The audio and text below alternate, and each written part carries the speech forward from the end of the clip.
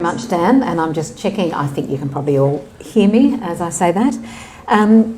I should also mention, though, even though Dan has already done a whole lot of spruiking for me, you can also follow the Bookshelf as a podcast to make sure that you don't miss it. But all of that means that I'm in the privileged position of reading and speaking to writers for a living. And I also often speak to them on stage, which means, guess what I know? You really should double check that you actually did put your phones on silent. That is a voice of experience. But it also means that I'm delighted to be here today to hear about guilt, mothers, violence, justice, revenge, and perhaps anger as we speak to writer, activist, feminist commentator Jane Caro, who's also, as we've already heard, standing as a candidate for the Senate. And I should say that we also do have an audience online. So when you think about your questions, think about the question you'd like to ask rather than the statement or story that you'd like to tell. You might be able to save that up for the book queue. So questions rather than statements are always welcome, and I will need to repeat them. So Jane, hello. Hello, Kate. Hello, everybody. Thank you for coming. Now, Jane, you know, you're a commentator, you're an analyst, an advocate for public education, a feminist, a worker for social justice, but you've also written 3 historical novels for young adults, and now this novel, The Mother. So what does fiction offer you that other types of writing doesn't? What does it allow you to do? Yeah, it's a really important question. I mean, I love writing anything at all, including a 30-second TV commercial or a, ad. But I think with fiction, particularly with this kind of book, what I find about non-fiction, and I love Jess Hill's book, See What You Made Me Do. It was an inspiration and a resource, and it's one of the most important books of the last few years, I think, in Australia. But I think what fiction enables you to do is to actually talk in a different way to a different audience. Because thriller readers are not necessarily the same people who would buy or read a book about domestic violence, which is very clearly a political book, which is very clearly an activist book, which is very clearly in the feminist space. Not that I think any of those things are a bad thing to be, at all. And I think the thing that fiction can do that non-fiction can't, and non-fiction can do many things fiction can't, is you have to go into compassion when you read a novel. If you're going to enjoy reading a novel, you have to go with the characters. You have to experience what they experience, feel what they feel, if you're going to enjoy it. I find if I don't get into the head of at least a couple of the characters in a book, that's the book I'm probably not going to finish. So it takes you from judgment into compassion. And discomfort. This is a book that gave me a bit of a sleepless night. So fiction can do all sorts of things. It can do comfort and compassion, and it can make us squirm, which is one of the things that I want to get to. So I'd like to lead up to what you wanted this book to do and what your aim was, and begin instead with the characters. So you begin with a Chekhovian gun. So there's a gun. So glad you called it that. I felt so kind of important. Well, there is a gun in the first couple of pages, so we expect it might just go off before the book is out, but we're going to try to be careful not to give away spoilers. We will be talking about things and ideas, but particularly people in this novel. I should check, has anybody here read it already? Okay, well, you've got all the spoilers going. That's my family and my publishers done. But I guess one of the questions when we see that gun is, will it be fired? And so in the first few pages, we meet a woman. Her name's Miriam Duffy. She's in her 50s, I think. She's in a gun shop, just looking, she says, which I found absolutely hilarious. It was a lovely moment of her discomfort where she found herself saying, oh, just looking. So who is this woman? Who was she before she considered stepping into a gun shop? Miriam is a very I think at the beginning of the book, ordinary woman in many ways. I mean, she's fun, she's lively, she's successful, she's in a very good, comfortable relationship that she's been in for a long time. She's a bit smug, to tell you the truth. You know, her daughters are lovely, her family's lovely, her house is lovely, her friends are lovely, everybody's lovely. Life is going along swimmingly. Her husband has just turned 60, she's in her late 50s. They're going to be able to have some more time. Their youngest daughter, who's the difficult one, my youngest daughter is here tonight. She is not difficult at all. That's okay. Her youngest daughter, who is the difficult, the one she has the more strained relationship with, has just married this fabulous guy who has literally swept her off her feet. And, Miriam's kind of really pleased because, now she and her husband Pete can actually enjoy some time together, the fruits of their labour. It's their time. And so I do think she's a little bit annoying to start with. Well, she's a professional woman. She knows how to express herself. She understands her politics. She has a working class background, so she hasn't had a glossy life. But what is it about her youngest daughter, Alison, that has made that relationship fractious? They've never been able to connect in the way she did with her oldest daughter. And she's danced around the relationship, and Alison is extremely independent. Alison is was a prickly child and is a prickly adult. She wants to be herself. She does not want to be impinged upon by her mother, and her mother is needy for a closer relationship. It's part, I think, of her need in a self-image way. A good mother has a close relationship with her children. A bad mother doesn't. So in a way, it's a very selfish need. And Ali, to her credit, picks up that this actually isn't about her, Ali. This is actually about Miriam and her need to feel that she's a good mother. And so there's this push-pull relationship all the time. And Miriam has levels of self-awareness. She knows in a way that she's fucking it up, but she can't help herself. She just keeps doing it, and then she berates herself. And I doubt there's a mother in the room who hasn't felt exactly like that. Because motherhood is hard, and we have these very high expectations of what mothers will be like and what kind of relationship they'll have with their children, but particularly with their daughters. And I think, just a quick story about someone once very heavily pregnant at a do saying to me, I was talking about my daughters who were teenagers at the time, and she said, oh my God, I'm so glad I met you. You're at the end of this process and I'm at the beginning. What have you learned? And I said, oh God, what a question. I'll have to think about it. And then at the end of the evening, I went up to her and I said, I've worked it out and you're not going to like the answer. I've worked out that your children will disappoint you and you will disappoint your children. So relax. Don't worry about it. Get on with it. And Miriam hasn't given up the idea that she can have this perfect relationship. And that is, in fact, the problem. But she also, this is also a novel about motherhood and guilt. Mm-hmm. So why did you want to explore guilt? Because I'm a mother. And it comes with the territory. Well, because I think that guilt, somebody once said to me, guilt's the emotion you have when you want to prove to people that you're a good person, but you don't actually want to change your behaviour. So it's a complete waste of time of an emotion. And I think I wanted to explore guilt because I think we often get caught up in that cycle of wanting to prove that we're a good person, but without actually doing the work. And in a way, that's what guilt is about. And women get caught up in guilt horribly. Oh God, I could do it. It's an Olympic sport. Oh, me too. I'd win awards, but in fact I probably have. But I think also daughters get caught up in guilt.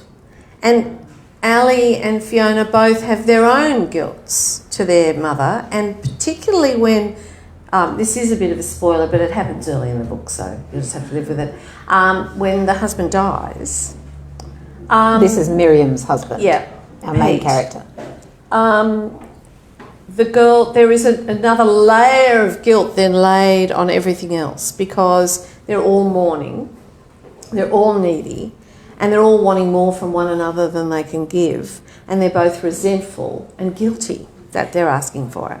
But this also means that you've destabilised this woman. So she had the life that she thought she was leading, with her career as a real estate agent, with her beautiful daughters, even the one who she has a difficult relationship with. And even her sense of her husband and that long relationship, that shifts and is put under the spotlight. Now, just thinking as a writer in terms of what you're putting your characters through, why does it work to make things hard for them? Why do you need to destabilise them? Because it's not interesting. Happiness is not interesting. It's nice to be in, but it's not interesting.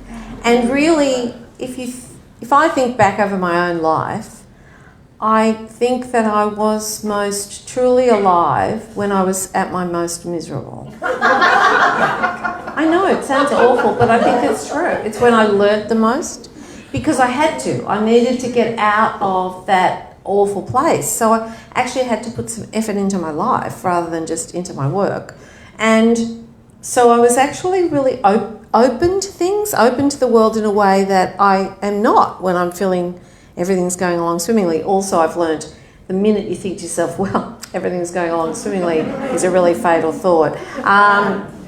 But I think it is, we want to see, fiction is a way for us to experience the inevitable difficulties and destabilisations that happen in life vicariously, and to see how they could be handled, and to identify with people stumbling and falling as they try to deal with things that they never expected to happen to them. They don't know how to deal with. They haven't got any skills, or they've nothing to fall back on. They just have to kind of survive it and struggle their way through it. And that's fascinating, because that's when the real character of people actually starts to be revealed. And it's also when growth happens, when people actually discover themselves how strong they are.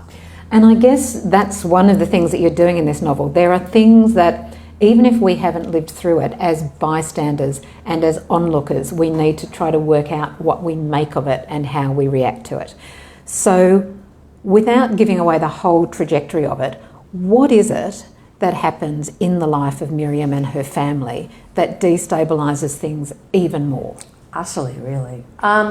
It turns out that the man of Ali's dreams is the stuff of nightmares, and the whirlwind romance, the sweeping off the feet, this is the perfect relationship, turns out to be the exact opposite of that. But it takes Miriam a very long time, and it takes Ali a very long time, as we find out later, to actually recognise and understand and accept that this nightmare is the reality and the dream is false. And for Miriam, because the book is really it's not in the first person, but we only know what Miriam knows.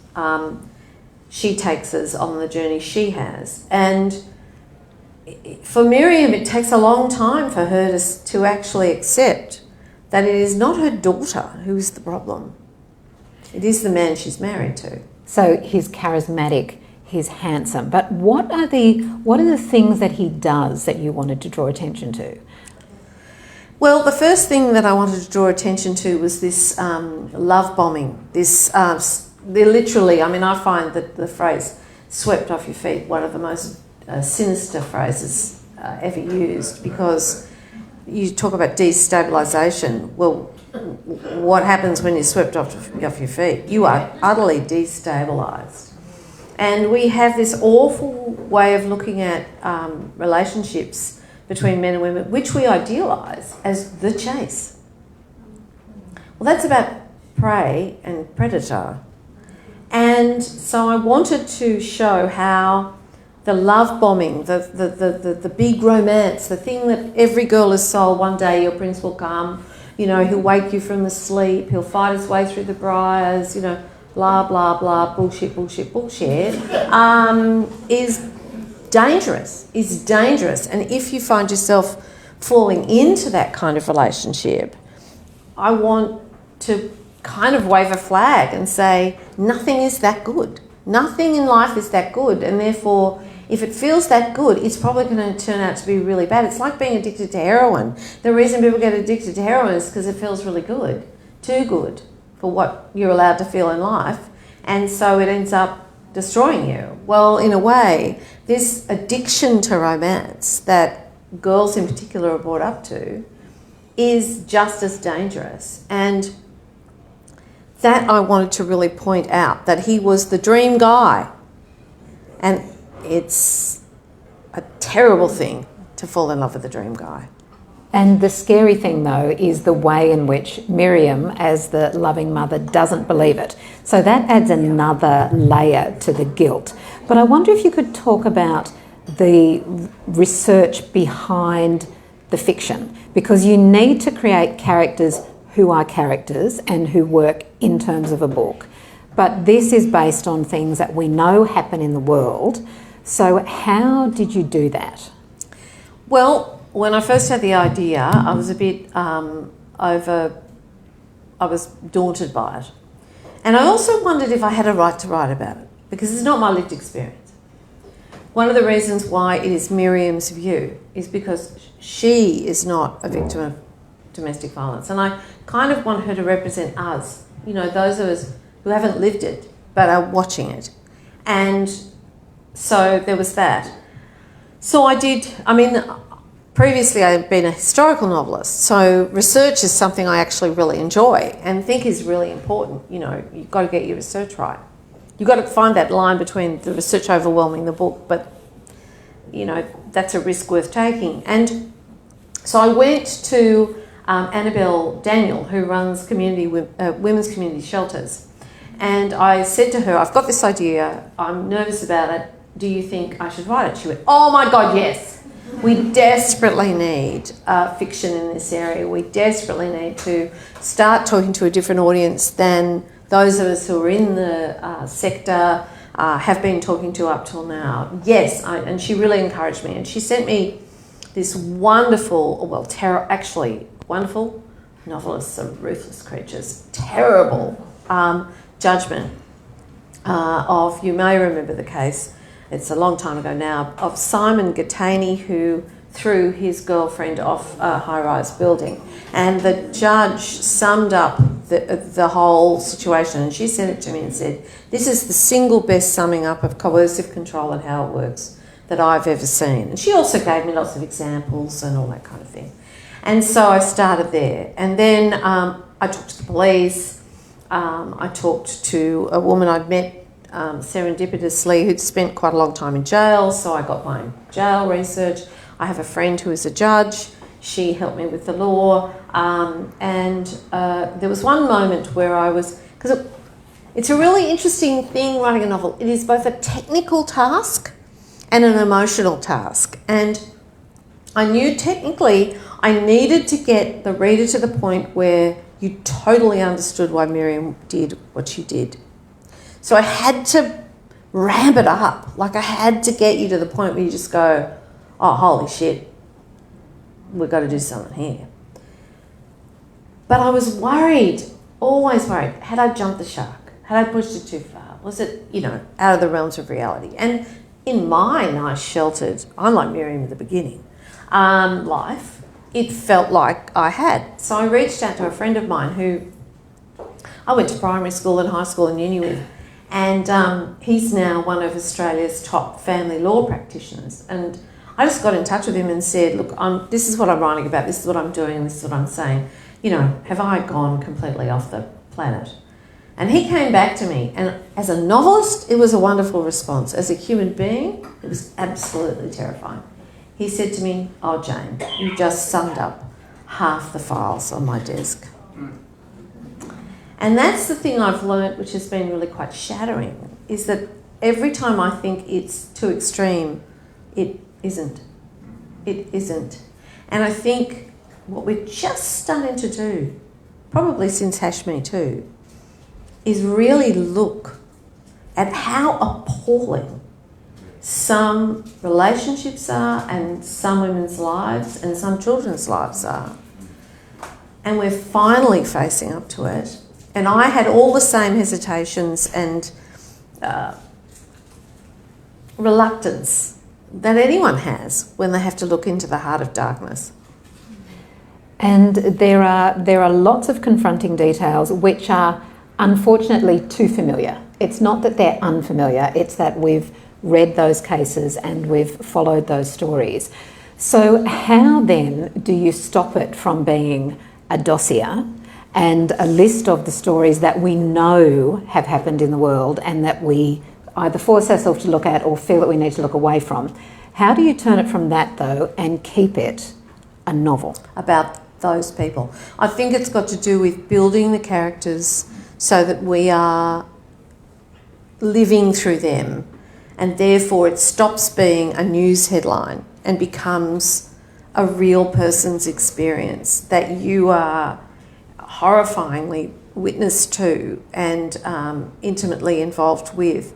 That's the trick, if you like, of a novel, to suck us in to experiencing things that we would not actually experience in real life. I mean, if you think about, I studied Victorian social novels at university, and if you think about how Dickens, for example, got middle class and upper class readers to vicariously experience what it was to be a chimney sweep or a pickpocket or a, you know, that kind of thing. That's the job of the novel that is trying to get you to think differently about a social issue. And it comes about because you get your reader to emotionally identify with the pickpocket, the orphan child, the tragic squeers, you know, in Do the Boys Hall. And I'm not saying I'm Dickens, please don't quote me on that, but it's in a way the same principle of you need people to be so involved with the character that it no longer is headlines, it's real life. And you are following, you are following the model of the social novel, because you're dealing with questions of crime and criminal justice, but then you decide to say, hang on, there's a problem with this. And this is where we get to the stuff that we're going to have to talk about quite carefully, which is the question of why this woman Miriam was going into a gun shop on page 1. So for some reason, she has seen what's happening with her daughter. She's furious, and I'll park the fury anger question as a follow-up question. And so she decides, or she at least thinks about the question of taking justice into her own hands. Now, what does that do imaginatively by raising the whole spectre of vigilantism? What does it do to the social novel? It means we face an absolute dilemma.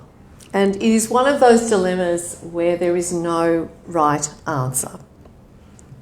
You can make an argument on so many sides of what Miriam does. And indeed, Margaret Summers, her therapist, does do exactly that.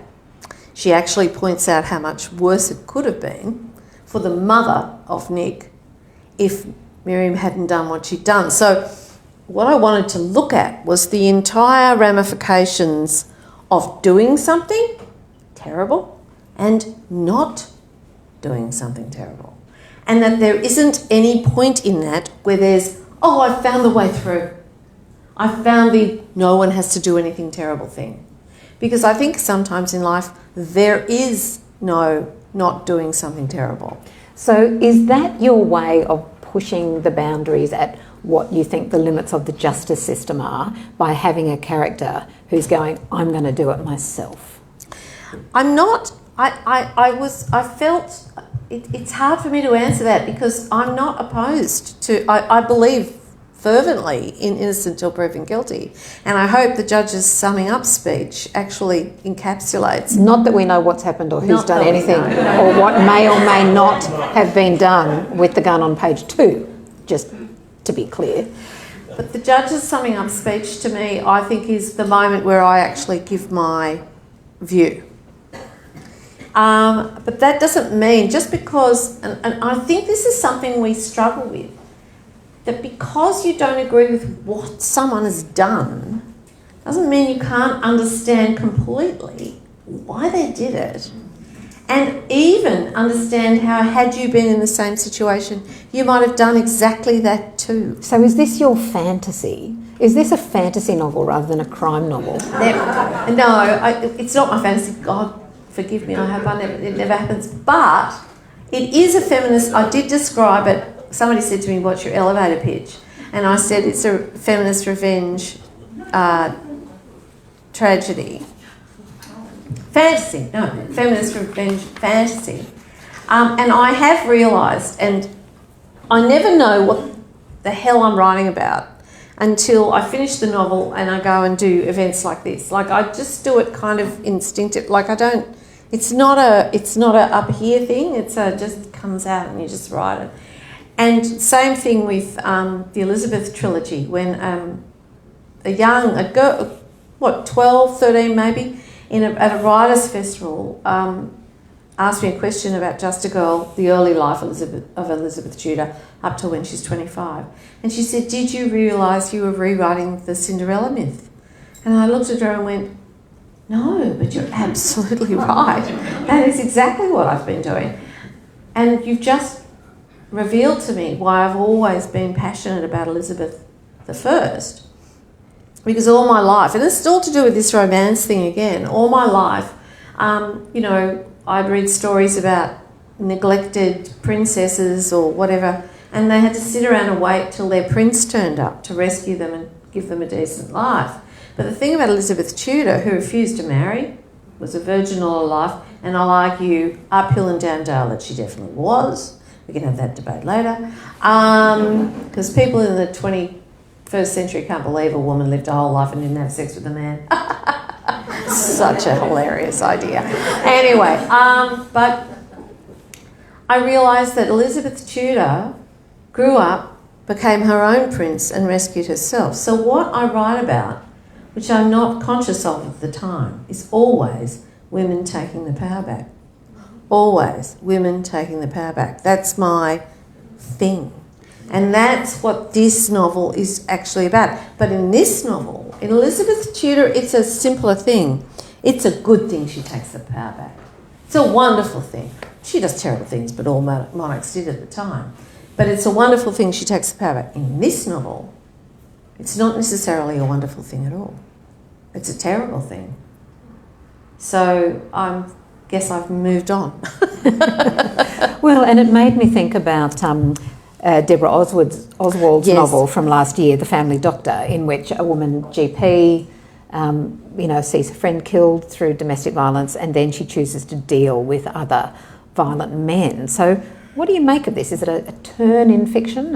Yeah, I do think so. I actually do think that, the hash Me Too movement and this head of steam that women have suddenly accessed. Because I think we were always angry. We just weren't allowed to be. And it was terrifying to be angry, and you could be killed or burnt as a witch, or, all those kinds of things. And so we damped our anger down generation after generation after generation until now, until 2017.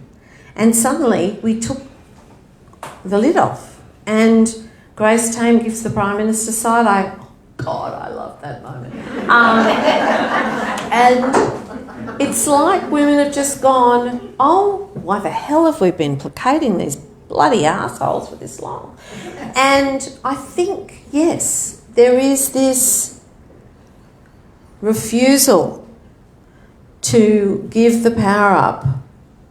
And Christine Holgate fighting back, with Scott Morrison really using her as a political device, or Brittany Higgins refusing to be shamed by being a victim of rape and refusing to accept that because she was drunk, somehow she deserved what she got. Are you kidding me? Just because you're drunk? So, yeah, I think this is a whole of half the population of the world situation, and it's not surprising that some novels start coming out that are based around those themes. Mind you, there's been a lot of furious women in fiction for a very long time. Yeah, that's true. And it's the revenge edge that I'm sort of curious about. But you've chosen crime, and you've chosen the sort of psychological thriller as the format. And the Australian crime writer Sulari Gentle, who you might know, she's written the Roland Sinclair series, which is set in the 1930s. And now she argues that crime fiction is a literature of resistance, and that's what the genre offers. What a fascinating idea. Yeah, it's a great idea. So what do you think? So that resonates with you, obviously. Yeah, absolutely, completely resonates. And I'm interested in the fact that I love crime drama. So I love the Veras and the Wallanders and even a Poirot, fabulous. Love all of that. My husband, not so much, but I love it. And I was quite interested as to why it was so satisfying to me. And I read some research which said that women, it is women who love crime fiction, and yet we're always the victims. Like, it's kind of weird. It's a kind of masochistic enjoyment. But what we love is that the perpetrator is brought to justice, is discovered and punished. And I thought, yes, that is the thing that we enjoy, because in our actual lives, that almost never happens. And so the fantasy of crime fiction is that the person who did you harm will be held to account. Although I wonder if there's something else going on with characters like Vera, and with what Anne Cleeves has done in creating this northern stroppy woman in her raincoat who's sort of blunt spoken. I mean, there's a whole lot of those characters in crime fiction as well, and particularly in police procedurals. And Miss Marple, who after all is the most, for the time in which she was written, the most bizarre and dismissed. Every time you see a Miss Marple, the police regard her as absurd. She's put down. And I think that resonates with women, because that's our experience too. Our brains are dismissed, our insights are dismissed, our lived experience are dismissed. And so, yes, we get a lot of satisfaction out of seeing a spinster, not pretty, not well dressed, always wears a shitty hat, being smarter than anyone else. It is a kind of vicarious longing for the respect that women rarely get. And the amateur detective also allows us all to be solvers of crime, or in your novel, perhaps, not that we know what's happened, take some sense of justice in their own hands. But just to go back to the writing and the novel, I'm always really interested in side characters. So there's the woman who lives next door to Miriam with her greyhound, and she's an observer of Miriam's life. And even Fiona, the good daughter. Tell us about them and the role they play in your novel. Well, Julie is a difficult character in many ways, and Miriam really is not a doggy person, which is me. But there are lots of dogs in the book, and I was astonished at how many dogs turned up in the book, and how one of the dogs is like a really important character who turns out to be really awesome. And because I'm so subtle, I called it Goody. Julie is the neighbour who they've always had, again, a fractious friendship. Julie was very conservative, very right-wing. Miriam always fancied herself as a bit woke, And as they've gotten older, that stuff has kind of fallen away a bit.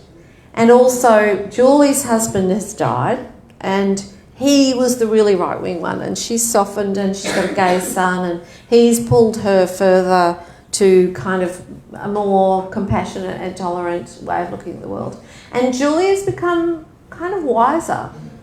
But you know how old friends can sometimes tell uncomfortable truths because they know you too well and they've seen all of your contradictions. One of the other things that she does is reflect back to Miriam about her lovely relationship and the husband who has died, which sort of goes back to that central question of, well, of coercive control and where that fits. So were you trying to think through what it was that you were critiquing, or is this just a character thing? No, it was a conscious thing about, as in everything, there is a spectrum. So there is really difficult, dangerous, terrifying, coercive control. And then there is benign, actually quite helpful, controlling behaviour, which works out quite well. So that it's not that all behaviours are good or bad, but it depends on where they're at. But I wanted also to give an insight into why Ali might have been attracted to someone like this. And I thought that Pete and Miriam's view of their relationship was romanticised. It was rosy. It wasn't true. It was the way I've seen friends who've lost husbands horribly or wives idealise the relationship. And I understand completely why they do that, and it's perfectly human. But Miriam's lucky enough to have a friend who basically says to her, well, it wasn't quite as good as you make out. And I think we need those friends. We need those people who will, you know, love us enough to tell us the truth. And Fiona is similar. Fiona... who's the other daughter? The other daughter, the older daughter, who Miriam's always found easy to deal with. She's the truth teller in lots of ways. And she, even though Miriam finds her easy to deal with, it's Fiona who trips Miriam up all the time. Whenever Miriam makes some kind of a statement, it's Fiona who pulls her up and says, well, you know, he doesn't even look at me. I've never felt sillier or dumpier than when I'm around him. And so Fiona doesn't let her get away with shit. And sometimes I think that's what the people who really love you do. They don't let you get away with those little sleights of hand we all do in our head to make life easier to live. And by being the good daughter, though, it gives space for a different type of guilt, which is the guilt that a mother feels by perhaps overlooking the daughter who isn't full of drama. Now, just before we get to the questions, which we'll get to in just a second, without giving away the details of the plot, I'm curious about what other aspects of this type of domestic violence that you found in your research that you thought absolutely had to be there somewhere.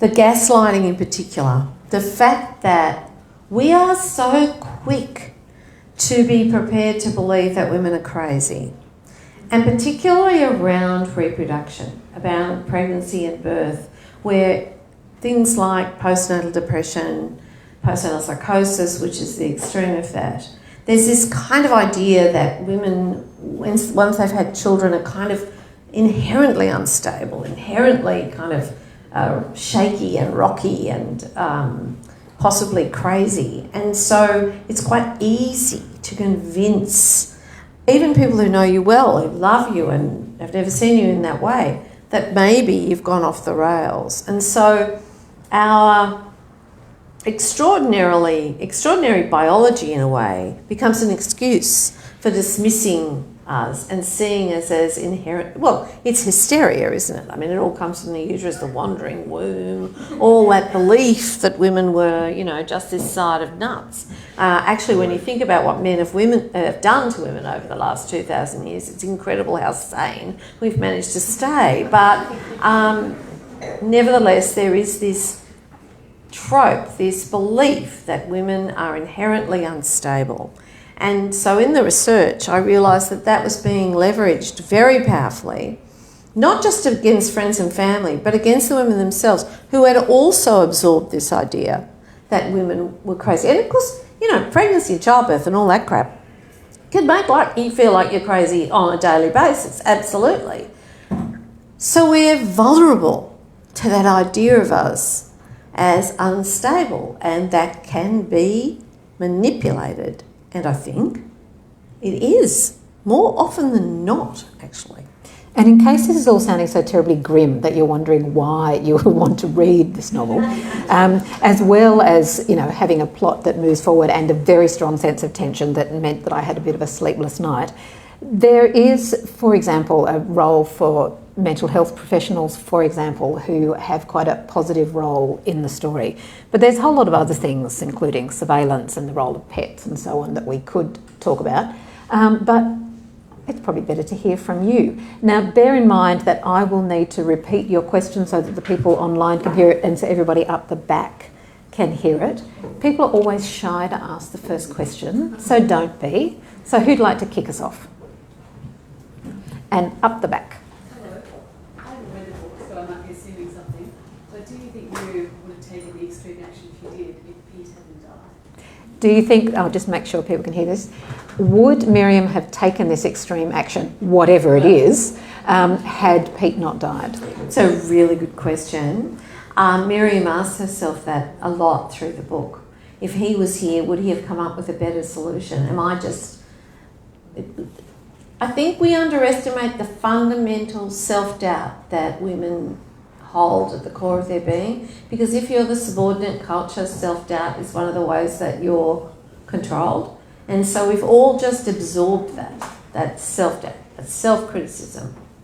What is that T-shirt I see occasionally? Oh, for the confidence of a mediocre white man? Yeah. We don't have that. And so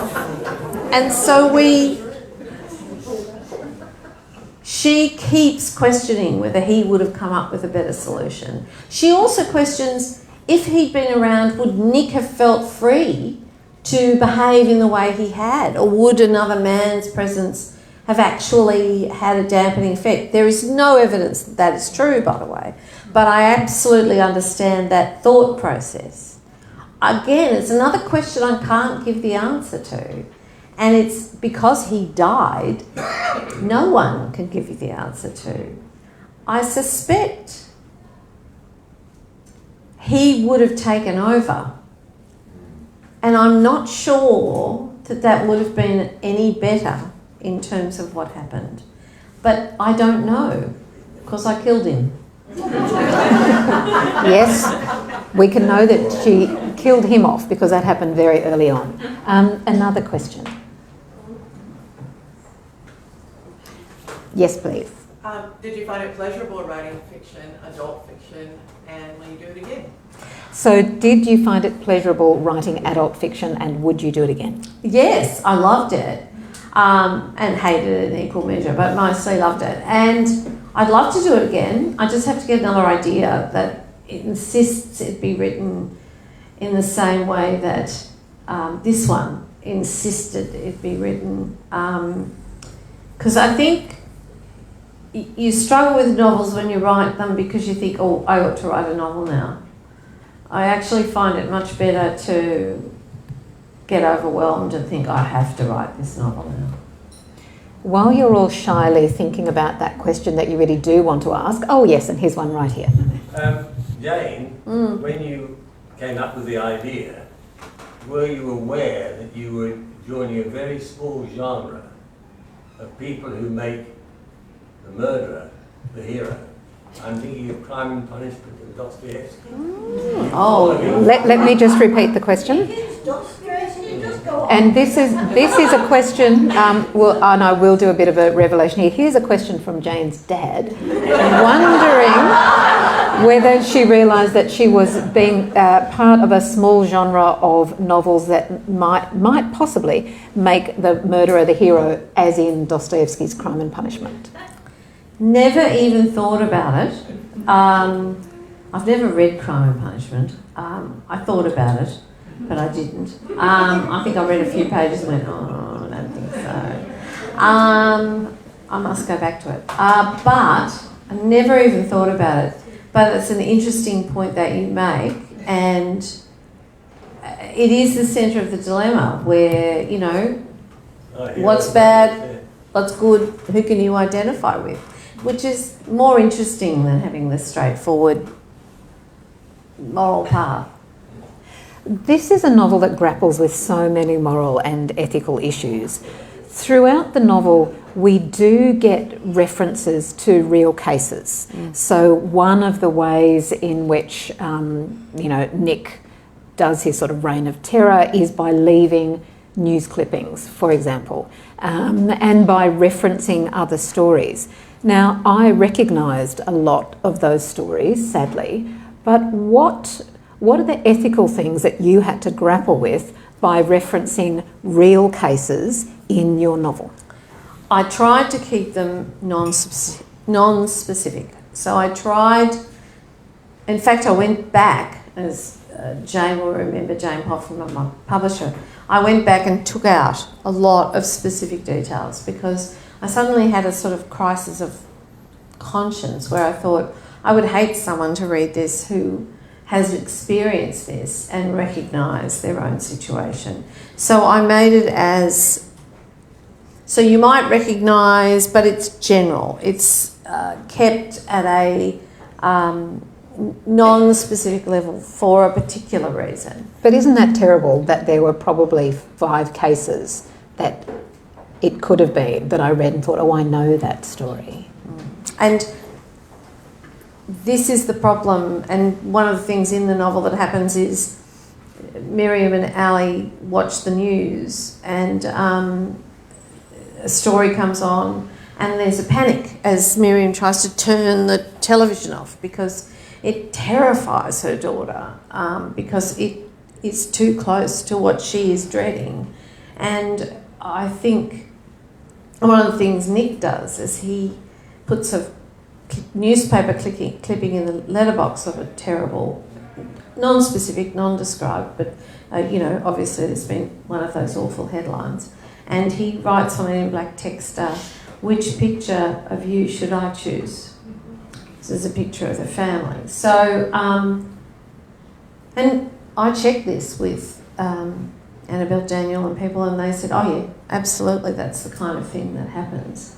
And so I was careful, I tried to be as careful as I could, but I also needed to say, we all know this really happens. We all know that we've looked at those headlines and stories and watched them unfold and seen documentaries and, can we stop pretending that it's extreme and just happens to this group of people over here? This idea that the guy is a monster and the woman it happens to has some kind of deficit, is a poor, pathetic victim. It's just not true. It's just not true. Yeah, so we've got surveillance, nicknames, things that happen to pets, and of course, things that happen to children is what your own imagination fills in to these stories. And there's a whole other question about how much novelists do or don't include that. But I think we need more questions from you. Don't be shy, you'll regret it if you don't. There's one right here. Do you think there's hope for the upcoming generation? Do you think it'll be as compelling to write a novel like this for young men who are aged 20 or so now? I start to see a change and I wonder if you do. I'm just going to repeat that. So is there hope, and particularly thinking about the generation of 20 or so, and the questioner does see some change with the next generation? I have a lot of hope. I have a lot of hope because of Hashmi too. I have a lot of hope because of people like Grace Tame and Chanel Contos, even Mahalia, Greta Thunberg. It seems that the young women of this generation are stepping into their power in a way that I've never seen any other generation of young women do. I think the question was also about the hope in terms of the behaviour of young men. Yes, and I have slightly less hope for that. Well, we look at surveys which show us what young men's attitudes are to things like consent, to things like how far can you push it? They're not very good. And some fantastic, of course, but that's always been true. There have always been men who get it, who are terrific. I would never dream of behaving in the way that some of their peers do.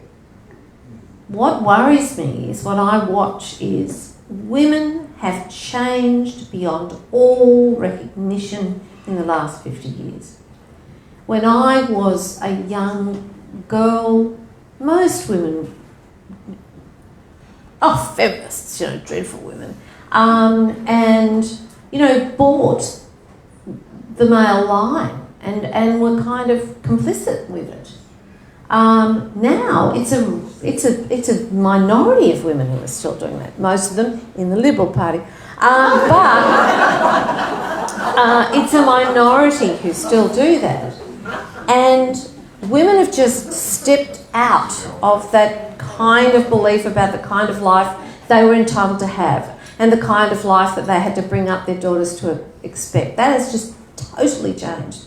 But what worries me is how little men have actually changed and how many of them are not just dragging the chain, but I would say a lot of the whole Trumpist, very far right wing is an active reaction against women stepping into their power. When you look at any of the right-wing dictatorships or quasi-dictatorships, they are absolutely anti-feminist. They are as misogynistic in their ideas as Hitler was. And so my fear, and we've got the whole incel thing, that's happening. So I have hope for some young men who have just changed beyond all recognition, but not enough. It's not a whole of gender change in the way that I think feminism has actually if you just look at Afghani women and the way that they grasped all their opportunities when the West gave them to them for a small window of time and then closed it down. Incredible change, but you read stories about the men of Afghanistan looking at women in the street and saying to them, "You've had it now, you'll have to," actually mocking them and wanting to send them back into the Stone Age, really. And so my belief is that until men change, we have a serious problem. Women have changed, not enough men have. I think we've probably got time for just one more question, which is just here. Thank you. The point you made about male-to-male accountability was really interesting when you said that, Ali's husband might not have done things he did had there been a strong male presence or role model in the family. Do you think that's a really universal concept, that male-to-male accountability? And I'm just going to repeat that. So male-to-male accountability is something that's really interesting, and the example that you spoke about was whether Nick would have behaved as he did had Ali's father been alive. So what do you make of that dynamic? It's a problem because it's actually regressive. What it means is that a man only pays attention to another man. And so the problem with that is, unless you've got a man to protect you, and after all, who are they protecting you from, if not other men? And that's coercive control, in fact. So the argument that, a strong male role model protects women because blah, blah, is actually a coercive control model. So she belongs to her father or her brother or her husband, but she's never allowed to be a free, independent person who shouldn't be under threat, regardless of whether she has a strong male role model in her life, because lots of people don't have them. I think single mothers are heroes. I think they do the most phenomenal job. And Jesus, do they get slagged off? Do they get demonised? And single fathers, oh my God, they're heroes of the most gargantuan kind. Are you kidding me? Are you kidding me? This kind of double standard is the absolute basis of why it all goes horribly wrong. Nick's fundamental misogyny is revealed by the fact that he might have been frightened of Ali's father. What a pathetic stance to have. I mean, he should have been decent. He should have regarded Ali as a free and equal human being who deserved respect, whether she was, I don't know, found under the bulrushes and had no parents at all. I mean, it shouldn't matter. But we all have to accept that men and women are equally good at nurturing, equally good at caring, equally good at being strong. I hate the term, for example, strong woman. I'm allergic to it. People call me a strong woman all the time. Because the assumption behind, but you're a strong woman, is that most women are weak. You never hear a man called a strong man unless he actually works in the circus. And I'm just going to interrupt on the laugh track only because we've got people online and I have to be on a deadline. Perhaps Nick should have been a tiny bit more scared of the mother. Yes, she turned out to be the badass, as she gets called in the book. And also when we're talking about protecting people, I'm going to protect Jane from a rush of you to the front because Jane is about to go zipping around the side and will meet you at the signing queue as you've all bought her book. But first of all, we should say that Jane Currow's novel, The Mother, is published by Allen and Unwin. You can meet her at the book signing, but first, could you please thank her?